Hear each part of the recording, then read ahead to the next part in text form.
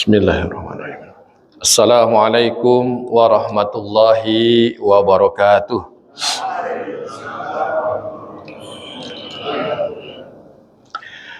Innal hamdalillah nahmaduhu wa nasta'inuhu wa nastaghfiruh wa na'udzu billahi min syururi anfusina wa sayyiati a'malina.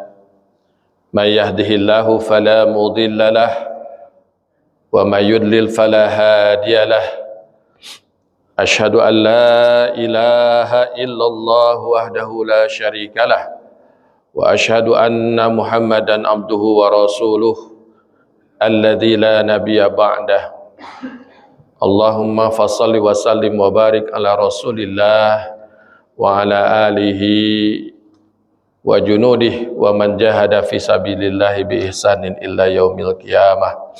Wa ba'du faya ayyuhal hadirun ittaqullaha haqqa tuqatih wa la tamutunna illa wa antum muslimun.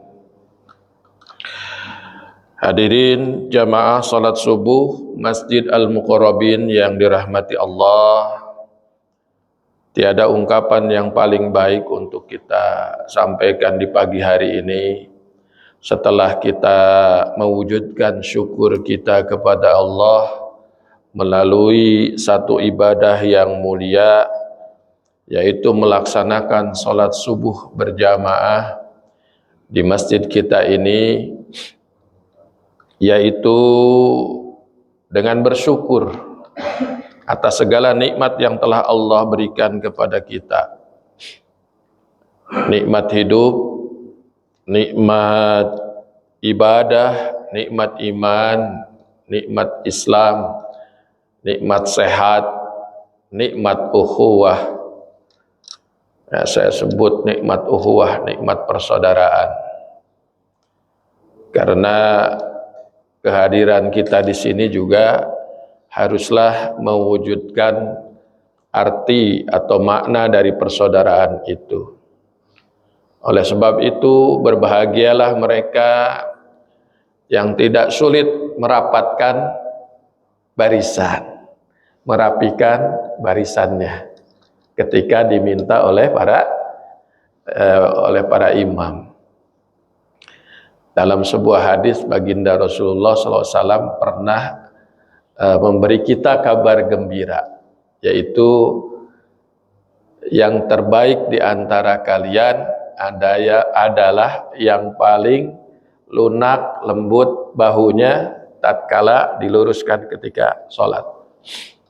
Jadi kalau di dalam buku tersebut, ya, banyak sekali ternyata cara kita agar menjadi the best sebagai seorang mukmin.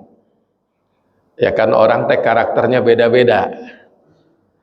Ada yang tegas dan galak. Ada contohnya, Umar bin Khattab zaman Rasulullah. Kata bapak, oh saya mah ustadz pemalu orangnya, introvert, ya, lembut. Ada contohnya, Utsman bin Affan. Ada yang bersegera selalu dalam kebaikan, dan kalau sudah yakin itu satu kebenaran, maka gunung meletus, tsunami datang, dia akan tetap kokoh dengan keimanan tersebut. Ada contohnya, Abu Bakar As-Siddiq. Ya. Ada juga mungkin di antara kita yang masuk ke dalam surga itu justru bukan dikarenakan keunggulan ibadah-ibadah mahdohnya seperti sholat dan lain-lain, tapi juga mungkin karena baik dengan masyarakat. Ya. Kita pernah dengar ya cerita seorang sahabat datang kepada Rasulullah bertanya, ya Rasulullah, di manakah tempat seorang saudari kita, seorang wanita, dia rajin panjang tahajudnya, rajin tilawahnya, ya, banyak infak sedekahnya, tapi tetangganya ampun-ampunan, ya, dari kejahatan mulut dan tangannya, kurang lebih begitulah. Kata Rasulullah, dia di neraka. Ya. Boleh jadi maksudnya ke neraka dulu, ya, gitu kan, karena dia orang beriman. Ada lagi ya Rasulullah satu wanita yang kemudian ya ibadahnya ya yang wajib-wajib aja, tapi dia bagus kepada tetangganya. Tetangganya kalau ditanya gimana dengan ibu itu, wah ibu itu mah number one, baik akhlaknya segala macam. Kata Rasulullah dia di surga. Nah, mudah-mudahan pulang dari sini nggak jadi dibalik. Sholatnya jadi jarang, ya bahasanya jadi kurang, ya sedekahnya jadi nggak ada, ke tetangga juga nggak bagus-bagus. Ambil yang bagus dua-duanya, ya.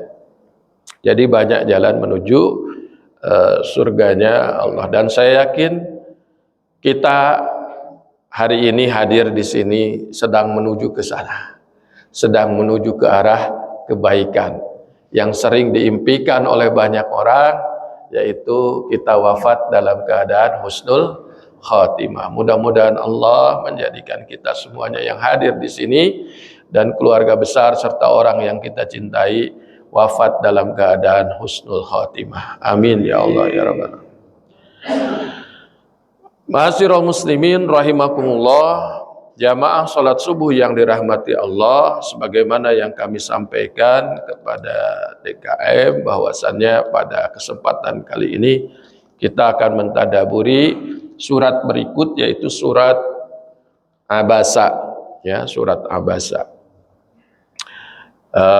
Satu surat yang diturunkan di kota Mekah, 42 ayat, ya, diturunkan setelah, kalau tidak keliru, setelah surat An-Najm, ya. Mari kita baca terlebih dahulu dengan harapan Allah menurunkan rahmat kepada kita, memberikan pahala atas bacaan-bacaan kita, dan kemudian kita bersegera, ya, menyambut janji Rasulullah bahwa setiap huruf yang kita baca itu memiliki pahala 10 kali pahala, ya. Mari kita baca surat Abasa bersama-sama. Kita awali dari ta'awuz. Namun kita akan membacanya cukup sampai ayat 10 dulu, ya. A'udzu billahi minasy syaithanir rajim. Bismillahirrahmanirrahim. Abasa wa tawalla an ja'ahul a'ma wa ma yudrika la'allahu yazzakka aw yadhakkaru fatanfa'ahu dhikra amma man istaghna fa anta lahu tasadda wa ma 'alaika alla yazzakka wa amma man ja'aka yas'a wa huwa yakhsha fa anta anhu talaha. Sadaqallah. Artinya abasa wa tawalla, dia Muhammad sallallahu alaihi wasallam bermuka masam dan berpaling. Anja'ahul a'ma, karena telah datang seorang buta kepadanya. Wa ma yudrika la'allahu yazakka, tahukah kamu wahai Muhammad barangkali ia ingin membersihkan dirinya dari dosa. Au yadzakkaru fatanfa'ahu dzikra, atau dia ingin mendapatkan pengajaran, lalu pengajaran itu memberi manfaat kepadanya. Amma man istaghna, adapun orang yang merasa dirinya cukup, ya, amma man istaghna fa anta lahu tasadda, maka kamu melayaninya. Wa ma 'alaika alla yazakka, padahal tidak ada celaan atasmu kalau dia, maksudnya mereka, tidak membersihkan diri. Wa amma man ja'aka yas'a, dan adapun orang yang datang kepadamu dengan bersegera untuk mendapatkan pengajaran, wa huwa yakhsha, sedangkan ia takut kepada Allah, fa anta anhu talaha, ya, maka kamu mengabaikannya, ya. Hadirin rahimakumullah, inilah surat Abasa, surat yang monumental, banyak dikenang oleh kita karena ada asbabul nuzulnya, yang itu rata-rata dulu sempat dibahas waktu kita sekolah, ya, dalam pelajaran agama, ya. Jadi sebelum mengambil pelajaran dari surat Abasa ini, saya izinkan saya untuk sedikit bercerita tentang kronologinya. Jadi saat itu baginda Rasulullah sedang menunaikan tugas dari Allah Ta'ala. Apa tugasnya? Menyampaikan dakwah, yaitu mengajak seluruh kaumnya untuk masuk ke dalam Islam. Nah, kebetulan saat itu beliau sedang menghadapi para pembesar Quraisy, ya, para pembesar Quraisy. Siapa mereka? Di antara mereka, kalau di dalam tafsir Al-Maraghi, ya, yang dikarang oleh Syekh Ahmad, ya, Mustafa Al-Maraghi, rektor Al-Azhar, itu disebutkan di antara mereka yang hadir saat itu tuh benar-benar kelas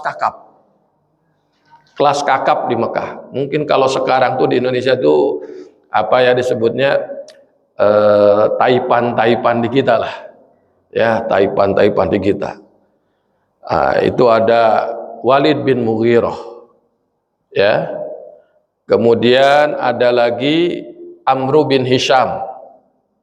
Amru bin Hisham tuh nama topnya siapa, Pak? Abu Jahal, ya, kita kenalnya Abu Jahal, tapi namanya Amru bin Hisham. Amru bin Hisham dan Walid bin Mughirah ini sama-sama dari satu bani yang terhormat, yaitu Bani Makhzum, ya, Bani Makhzum. Kemudian ada lagi di situ dua bersaudara putra Rabi'ah. Siapa mereka? Yang pertama adalah Utbah, yang kedua adalah Saibah. Kalau disebut Utbah bin Rabi'ah, biasanya kita masih agak, kalau yang jarang baca agak kurang paham. Tapi kalau saya sudah sebutkan, mungkin baru ngeh siapa Utbah ini. Utbah ini ibunya Hindun, ayahnya daripada Hindun. Bapak dan ibu ingat siapa Hindun? Ya kan? Istri dari Abu Sufyan, ya. Jadi Hindun ini punya ayah namanya Utbah bin Rabi'ah. Iya. Itu terkenal tuh, ya, kekejamannya ketika dalam perang Uhud dia membelah dada paman yang dicintai oleh Rasulullah, yaitu Hamzah, dan kemudian di jantungnya itu digigit sama dia. Kenapa? Dendam. Kenapa dendam? Karena tadi ayahnya yaitu Utbah dan pamannya yaitu Saibah serta saudaranya Walid tewas saat perang Badar. Ya, maka dia berjanji nanti balas dendam, ya. Nah, hadirin rahimakumullah, siapa lagi yang hadir di situ juga disebutkan ada Umayyah bin Khalaf. Masih ingat siapa Umayyah bin Khalaf?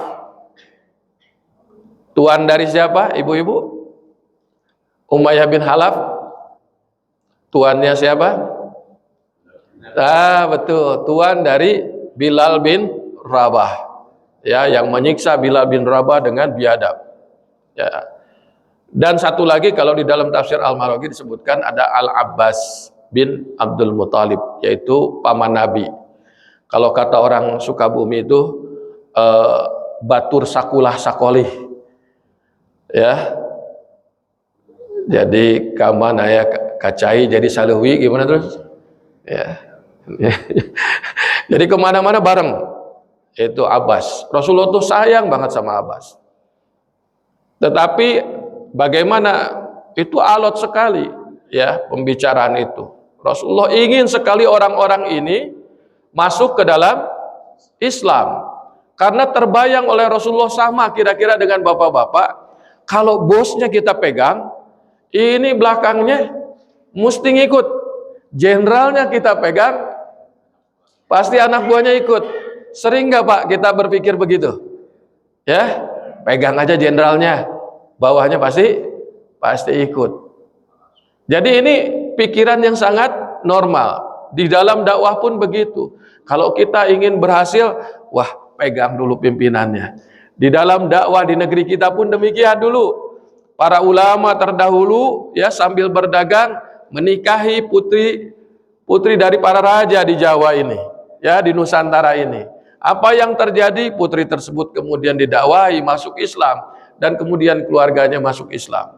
Makanya prestasi terbesar ulama terdahulu mungkin di negeri ini, karena tanpa peperangan ya kemudian menjadi bangsa yang mayoritas beragama Islam, ya. Nah, hadirin rahimakumullah, di tengah-tengah serunya diskusi mereka, tiba-tiba datanglah seorang sahabat yang mulia yang bernama Abdullah bin Umi Maktum, ya, seorang yang buta.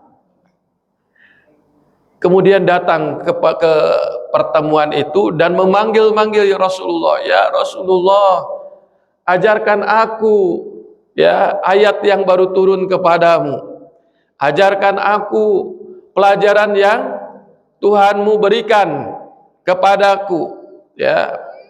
Jadi minta diajarkan berulang-ulang. Kira-kira kalau bapak-bapak dan ibu-ibu lagi pada ngobrol ya dengan orang penting, anak kita datang sambil nangis, pengen minta es krim segala macam, kira-kira gimana? Kesel Pak? Ada pasti kesel gitu kan, apalagi kalau pembicaraan kita ini sangat penting dan Rasulullah tuh urusan dakwah itu nomor satu karena itu tugas utama beliau. Nah kemudian dikarenakan itulah ya barangkali ya Allah menyingkap apa yang ada di dalam hati baginda Rasulullah SAW, ya. Rasulullah kemudian bermuka masam, ya, abasa, ya, cemberut, jamedud, ya. Kemudian apalagi watawalla, mungkin dilihat gitu ya, terus kembali menghadapi tamunya, ya, menghadapi orang yang sedang diajak diskusi tadi. Watawalla. Saya sebutkan di sini abasa watawalla. Anja'ahul a'ma. Tak kala datang ya. Nah, di dalam tafsir yang lain diriwayatkan bahwasannya setelah Rasulullah ya tiba-tiba Rasulullah merasa berat, ya. Kemudian turunlah ayat, ya, yang sebuah keterangan turunlah ayat di mana baginda Rasulullah menerima ayat tadi, ditegur langsung sama Allah Subhanahu wa taala. Maka dikarenakan teguran ini baginda Rasulullah setelah kejadian ini tidak pernah lagi apa istilahnya mengabaikan daripada sahabat Bilal bin Rabah. Setiap sahabat Bilal bin Rabah datang selalu disambut dengan ramah tamah oleh Rasulullah. Iya, Abdullah. Oh ya, Abdul. Oh iya ya, mohon maaf. Abdullah bin Umi Maktum. Setiap Abdullah bin Umi Maktum datang, beliau selalu menyambutnya dengan sambutan yang ramah. Mohon maaf sebentar. Sambil berkata, selamat datang orang yang membuatku ditegur oleh Allah, gitu ya. Oleh persilahkan ya, dag deg lah, silahkan. Dan tokoh ini, sahabat ini yaitu Abdullah bin Umi Maktum merupakan salah satu di antara dua muazzinur Rasulullah Shallallahu Alaihi Wasallam. Yang pertama adalah Bilal bin Rabah, yang kedua adalah Abdullah bin Umi Maktum. Kalau Bilal bin Rabah azannya awal untuk bangunin orang tahajud. Satu sunnah yang saat ini sudah jarang ya dilakukan di negeri kita gitu kan. Mungkin kalau ada yang azan jam 3 atau setengah 3 dimarahin sama tetangganya, apa-apaan nih, ini orang ngigo kali gitu. Padahal bukan ngigo ya. Justru kalau orang sekarang hidup di masa Rasulullah jadi aneh gitu kalau nggak paham ini gitu. Itu adalah kebaikan dari Rasulullah memerintahkan kepada Bilal agar manusia-manusia itu bangun untuk melaksanakan sholat malam. Artinya apa? Sholat malam ini merupakan bahagian integral dari tazkiyatun nafs hamba-hamba Allah yang harus didirikan. Ya, bahkan sebelumnya kan sholat malam itu wajib dan bagi Rasulullah tetap wajib. Dulu ya di dalam surat Al-Muzammil kalau tidak keliru itu barulah kemudian kewajiban itu diganti dengan sunnah bagi umatnya. Tapi bagi Rasulullah atau orang yang mengemban dakwah itu adalah bahan bakar yang paling kuat yang harus didirikan agar kokoh ruhnya. Nah, hadirin rahimakumullah, adapun Abdullah bin Umi Maktum, beliaulah yang azan salat subuh. Jadi itu pertanda Rasulullah baru akan masuk ke masjid kalau terdengar yang azan itu adalah Abdullah bin Umi Maktum ya. Nah, inilah sekedar background ya peristiwa turunnya surat Abasa ini. Ya. Oh ya, saya juga ingin sedikit menjelaskan. Jadi yang datang itu kalau kita gambarkan, yang pertama itu yang datang itu adalah orang-orang yang kaya, berkedudukan, para pejabat yang luar biasa ya.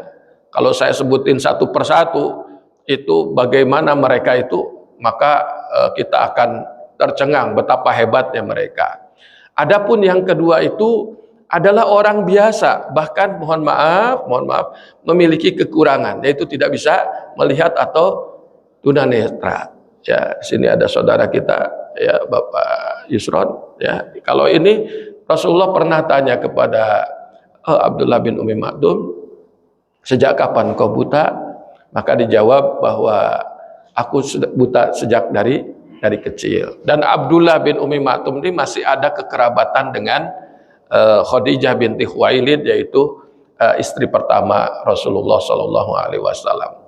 Jadi ada dua tipikal manusia yang datang kepada Rasulullah, dan inilah yang nanti kita akan pelajari ya, dua tipikal manusia. Tipikal manusia yang pertama adalah orang-orang yang kaya, berkedudukan ya. Sedangkan yang kedua adalah orang yang dianggap sebagai punya kekurangan, lemah dan seterusnya. Nah, salah satu di antara orang kaya ini sebagai contoh adalah misalnya adalah Walid bin Mughirah. Ini supaya kita punya sensitivitas terhadap diri kita ya. Jangan menyangka bahwa orang-orang yang memusuhi Rasulullah itu adalah sosok-sosok yang benar-benar awalnya adalah orang yang jelek, Pak. Jahat luar biasa gitu. Saya ingin gambarkan beberapa keterangan ya. Contoh Walid bin Mughirah ya. Sejarah mencatat Walid bin Mughirah ini adalah pionir dalam ragam peristiwa di masa jahiliyah. Dialah orang pertama yang menghapus sumpah di masa jahiliyah. Maka Rasulullah Shallallahu Alaihi Wasallam menetapkannya di dalam Islam. Bayangkan, orang dalam masa jahiliyah punya satu ide, kemudian dia ungkapkan, bahkan diikuti oleh Rasulullah SAW, ya, menghapus sumpah, mungkin sumpah yang tidak baik, ya, dihapuskan oleh dia. Kemudian dia adalah orang yang pertama yang melepaskan sepatu dan sandal saat akan memasuki Ka'bah yang mulia di masa jahiliyah, dan kemudian orang-orang Islam pun melepaskan sandal, ya. Kita hari ini melepaskan sandal masuk ke masjid, mungkin bayangan kita awalnya ini, wah ini dari siapa gitu ya, dari orang Islam, ulama mana gitu. Ternyata siapa, Pak? Walid bin Mughirah, yang sampai akhir hayatnya tidak pernah Islam, ya. Nah, kemudian dia juga adalah orang pertama yang mengharamkan khamr terhadap dirinya di masa jahiliyah dan memukul anaknya karena meminumnya. Siapa yang tidak kenal bahwa orang jahiliyah itu minum khamr? Rata-rata minum khamr. Tapi Walid bin Mughirah ini, tokoh ini nggak minum. Persis, makanya tadi saya bilang ini taipan. Seperti bos Sampurna, ya. Ada videonya. Bapak ngerokok nggak? Enggak. Kenapa? Ngerokok itu bukan buat saya, katanya. Merokok nggak sehat, gitu. Bisnis is bisnis, ya. Tapi saya sendiri pengen sehat. Jadi tidak mungkin saja di kita yang memproduksi minuman keras itu juga mereka tidak minum, ya. Tapi mereka cuma mau dapat untungnya saja, ya. Yang memproduksi rokok aja tidak merokok, ya. Dan dia lebih kaya dari kita, tapi kita beli rokoknya, ya. Itu menandakan kami lebih kaya, Ustaz, daripada dia. Ya, ya. Jadi hadirin rahimakumullah, Walid bin Mughirah itu mengharamkan khamar terhadap dirinya. Nah, ini juga lihat, bagi dirinya, ya, tidak mengharamkan bagi yang lainnya, karena dia pebisnis juga. Lihat aspek bisnisnya menguntungkan, ya jalanlah bisnis, ya. Kemudian Walid adalah orang pertama yang memotong tangan pencuri di masa jahiliyah. Lantas Rasulullah Shallallahu Alaihi Wasallam menetapkan hukum itu di masa Islam.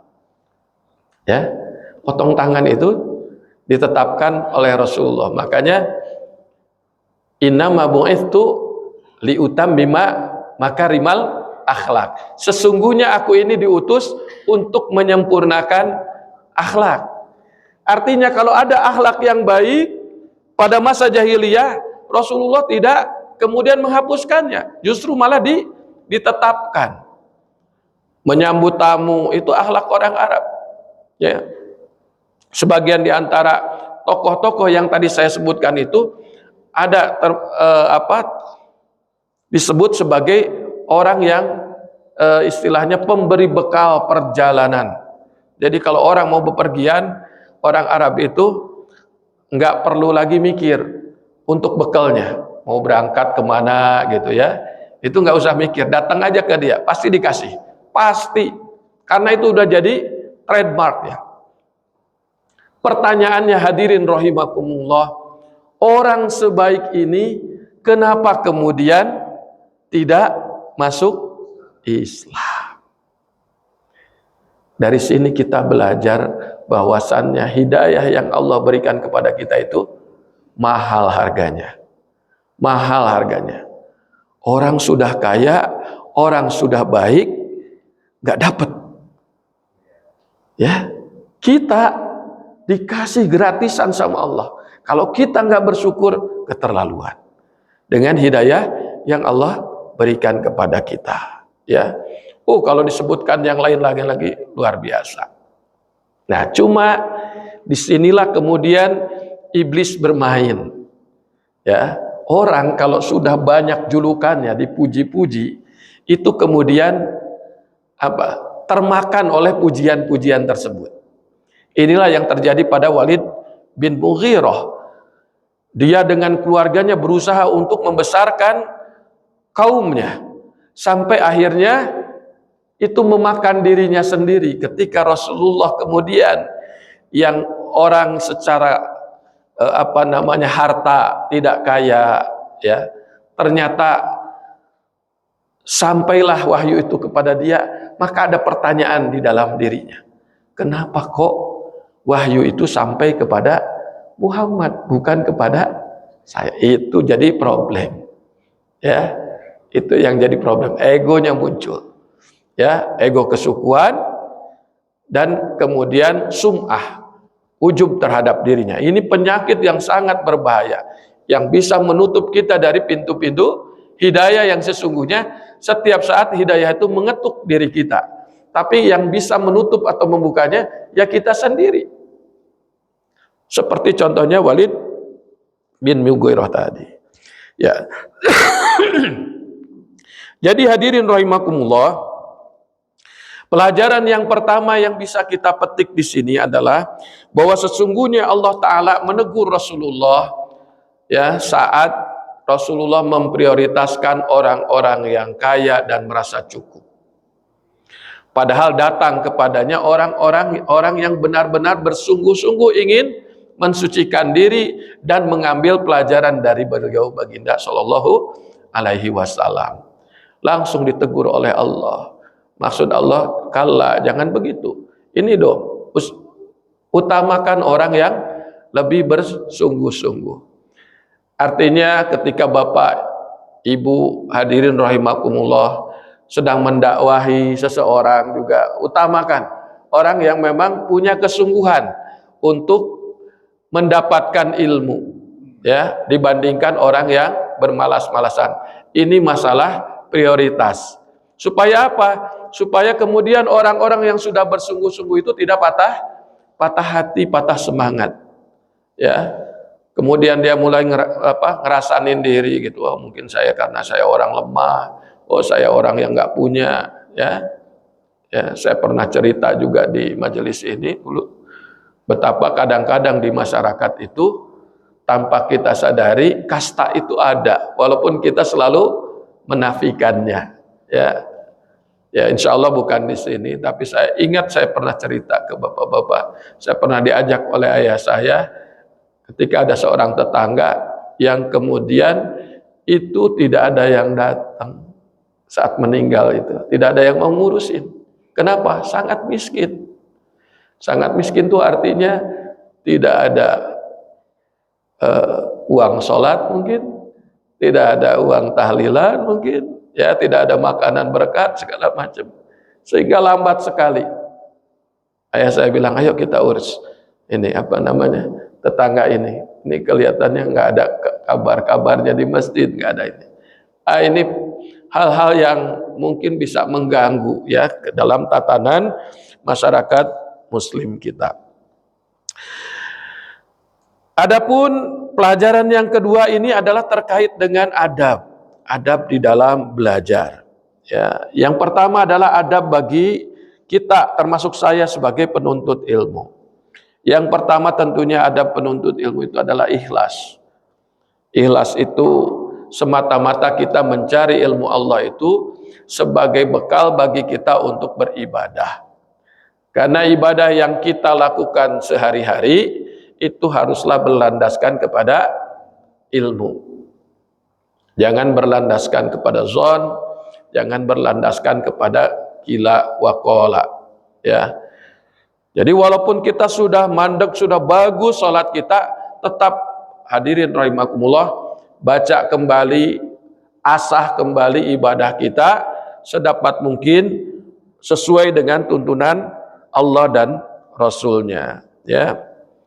Para ulama mengatakan bahwa orang yang menuntut ilmu dikarenakan misalnya ingin harta, maka dia akan kehilangan keberkahan ilmu, ya.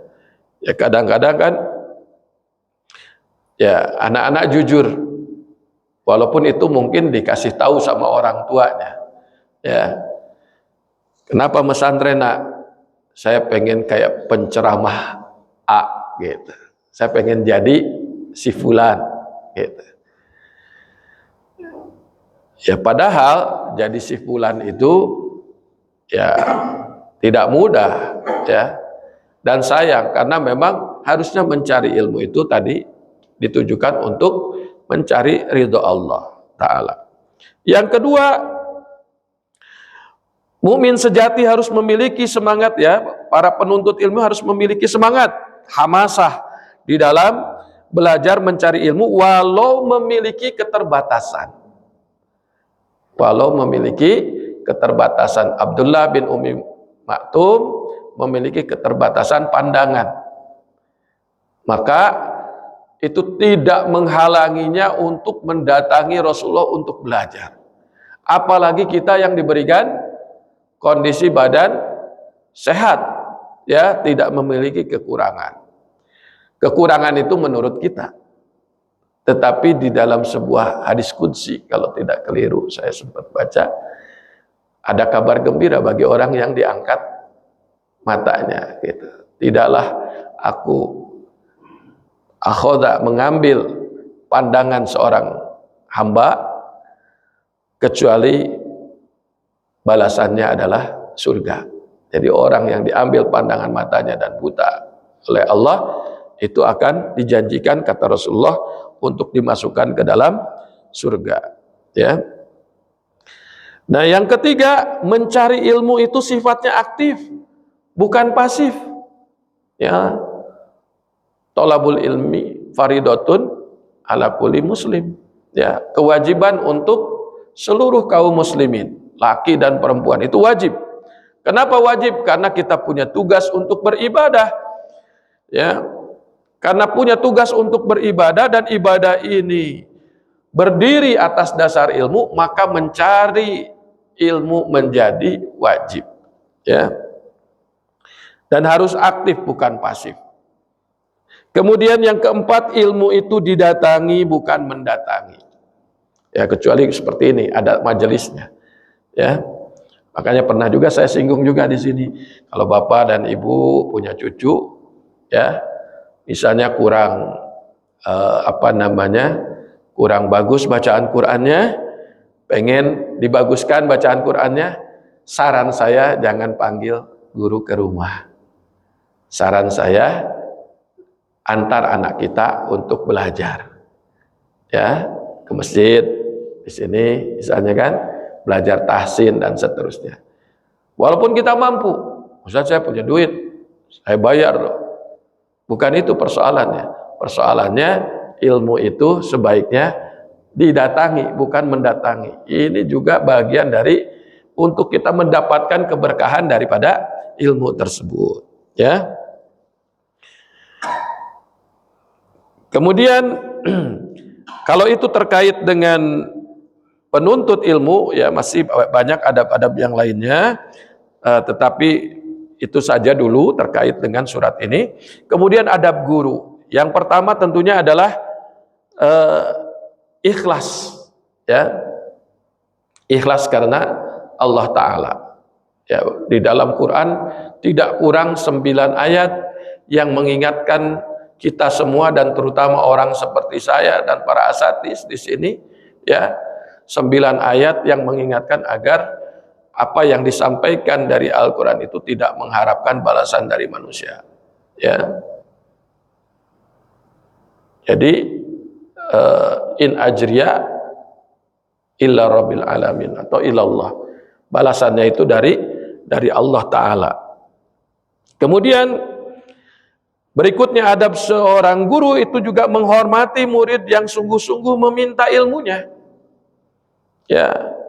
Karena ketika ada seorang murid yang sungguh-sungguh meminta ilmunya, maka dia terselamatkan.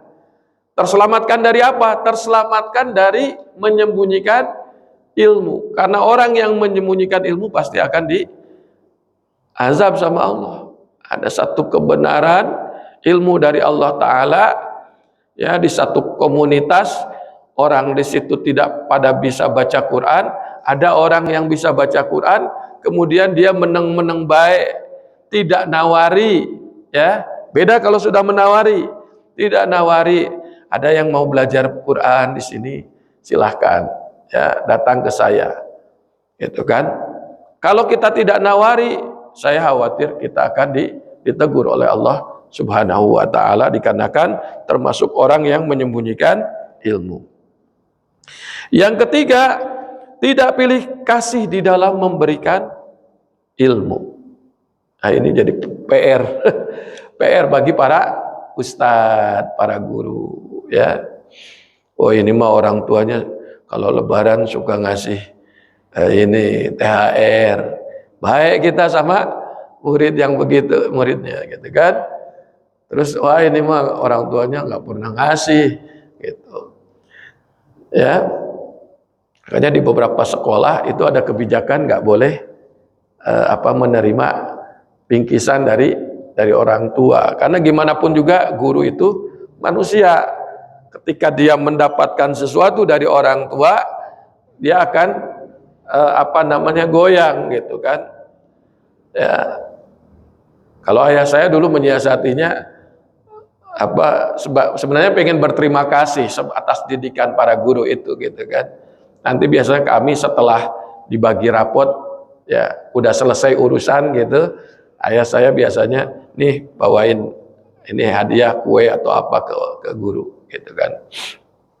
Nah, jadi hadirin rahimakumullah,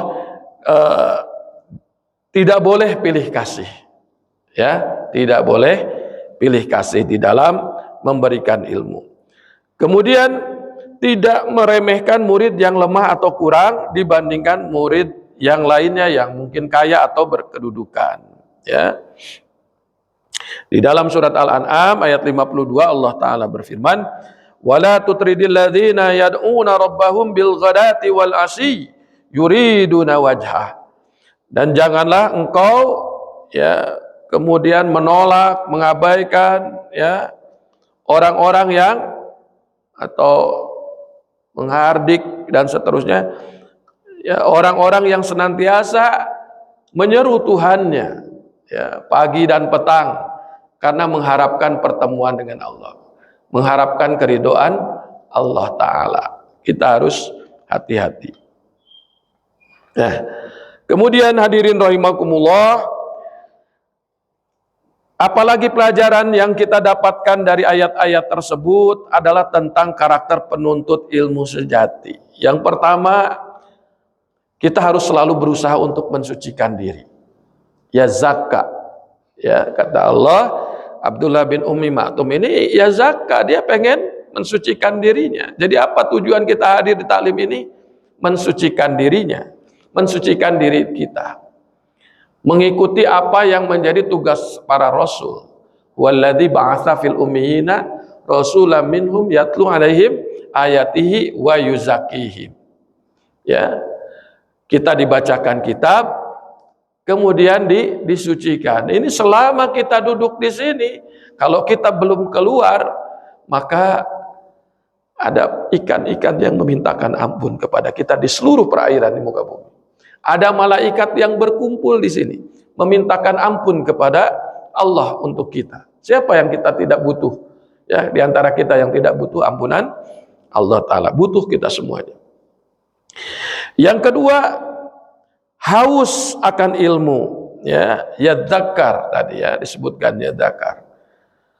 Haus akan ilmu. Kita ingin dapat pelajaran. Ya. Gimana caranya supaya pelajaran setiap taklim itu masuk? Ya harus ada kehausan. Gimana Ustaz supaya kalau khutbah padahal di situ ada pelajaran kita nggak ngantuk?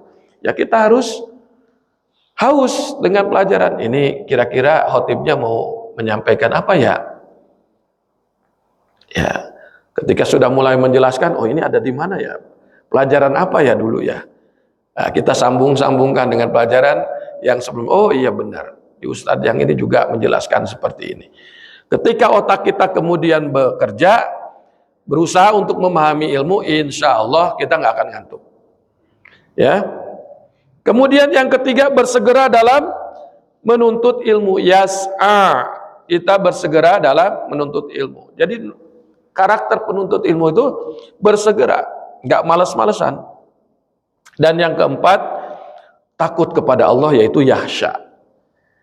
Ya, kita khawatir kita nggak punya ilmu, nggak bisa ibadah. Bisa ibadah, ibadahnya asal-asalan, acak-acakan.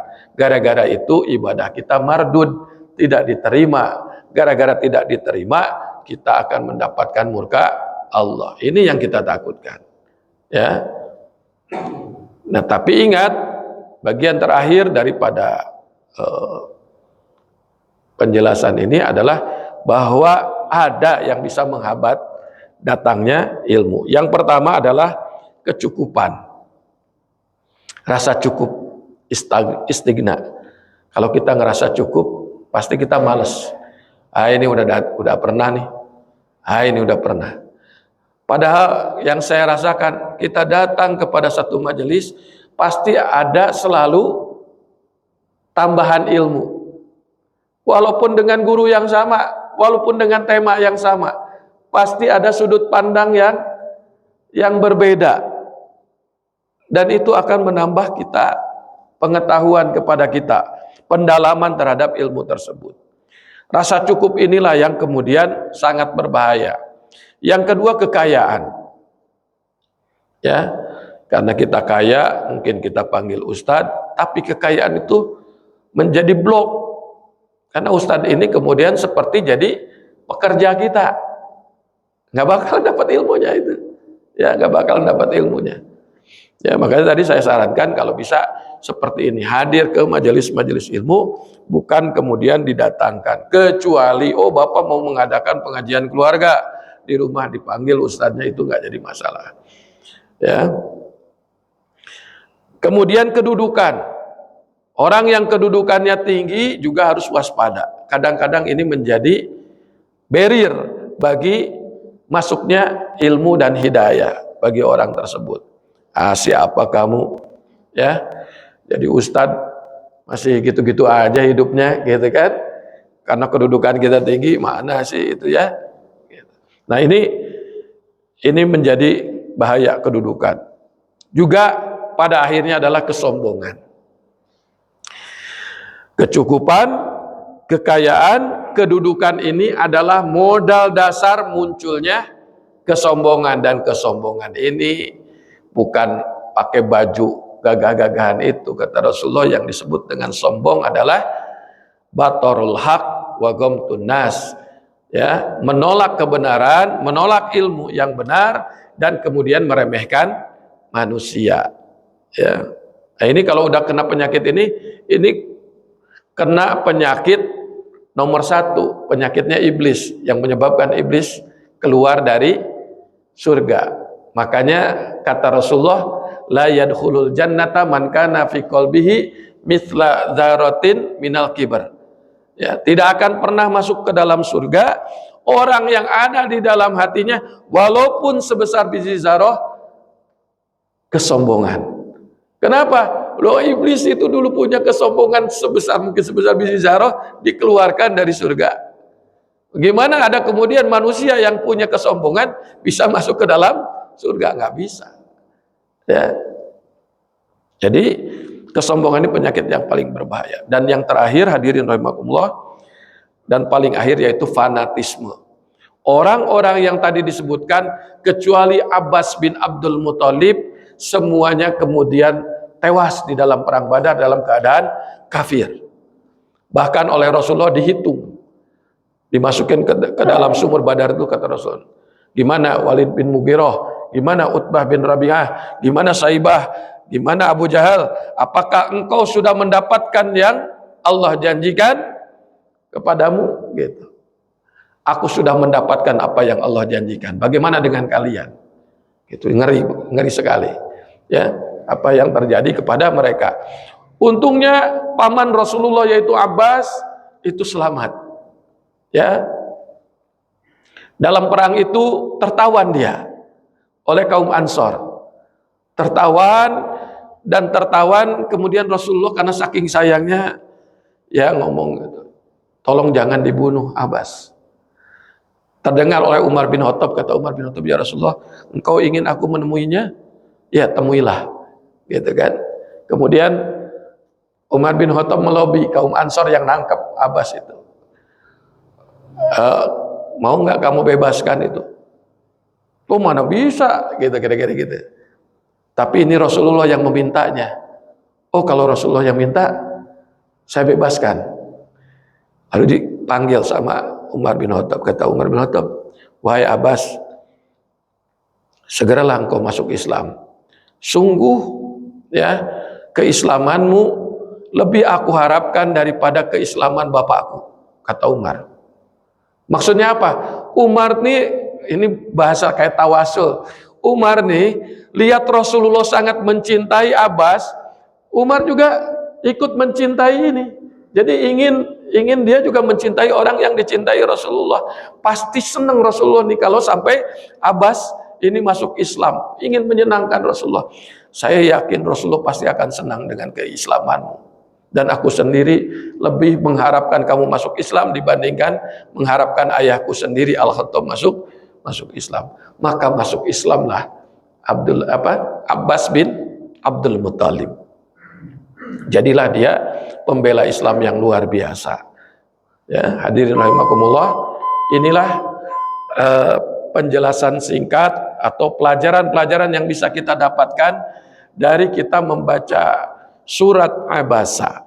Mudah-mudahan tatkala nanti dibaca saat sholat terbayang oleh kita fragmen ini, sehingga kemudian bisa terhilang dari diri kita berbagai jenis penyakit, kesombongan, ya, perasaan cukup, ya, istighna dan lain-lain, sehingga kemudian tumbuh semangat untuk terus menuntut ilmu sebagai bekalan untuk ibadah kita. Demikian barangkali cukup atau masih ada waktu untuk tanya jawab? Habis ya? Taib. Hadirin rahimakumullah, demikian apa yang bisa kami sampaikan. Mudah-mudahan memberi manfaat khususnya kepada kami sendiri dan kita semua yang hadir di sini. Mari kita akhiri dengan doa penutup majelis. Subhanakallahumma wa bihamdik, asyhadu an la ilaha illa anta astaghfiruka wa atubu ilaik. Syukran ala ihtimamikum wal afu minkum. Assalamualaikum warahmatullahi wabarakatuh.